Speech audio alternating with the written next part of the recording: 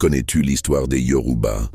Ils sont devenus le peuple qui a gardé vivante la mémoire des dieux. Les Yoruba, gardiens d'un panthéon que même l'Atlantique n'a pas pu engloutir. Prends siège, je te raconte cette belle histoire. Nous sommes dans le sud-ouest du Nigeria actuel, entre Ifé, Oyo et Abeokuta, là où la spiritualité ne se lit pas, elle se vit. Chez les Yoruba, la vie n'a jamais été profane. Chaque naissance est précédée d'un pacte d'âme. Chaque nom est un code, une vibration, une mission. Le monde Yoruba est divisé en 3 plans. 1. Orun, le monde invisible, le royaume des esprits, des ancêtres, des orishas. 2. Aye, le monde visible, celui des humains. 3. Essain, les liens sacrés entre ces 2 mondes.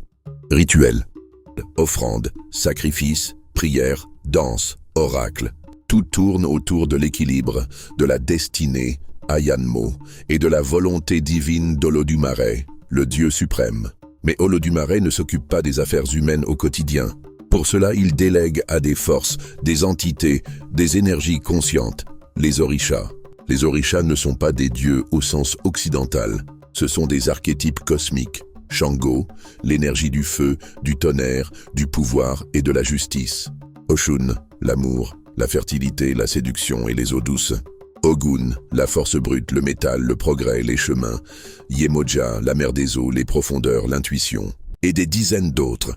Chacun avec ses chants, ses danses, ses couleurs, ses offrandes, ses tabous. Mais au XVIe siècle, l'enfer débarque. La traite négrière. Les Portugais, les Espagnols, les Français, les bateaux remplis d'êtres humains.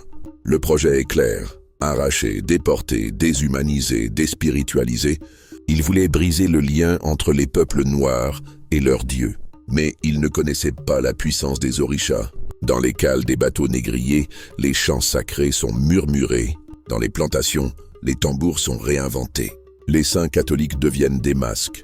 Shango devient Saint Jérôme. Oshun devient Notre-Dame de la Caridad del Cobre. Ogun devient Saint Georges. C'est ainsi que naissent le candomblé au Brésil, la santeria à Cuba, le vaudou haïtien lui aussi influencé par le système Yoruba. De Lagos à Bahia, d'Oyo à la Havane, les orishas ont traversé les océans et les siècles. Et aujourd'hui encore, des enfants naissent possédés par ces énergies. Des prêtresses parlent en langue Yoruba sans l'avoir apprise. Des cérémonies secrètes se tiennent à New York, Paris, Port-au-Prince. Ce n'est pas juste de la religion, c'est de la mémoire cellulaire. Une technologie spirituelle, une science initiatique africaine codée dans les chants, les gestes, les offrandes. Ce que l'Occident appelait superstition était en réalité une cosmologie de haute précision. Et si on vous disait que les anciens Yoruba connaissaient la structure énergétique du corps, les cycles planétaires, les lois de réincarnation, les symboles numériques, bien avant les Grecs? Et si on vous disait que la vraie bibliothèque de l'humanité n'est pas à Alexandrie, mais dans les rituels encore vivants d'Ifé?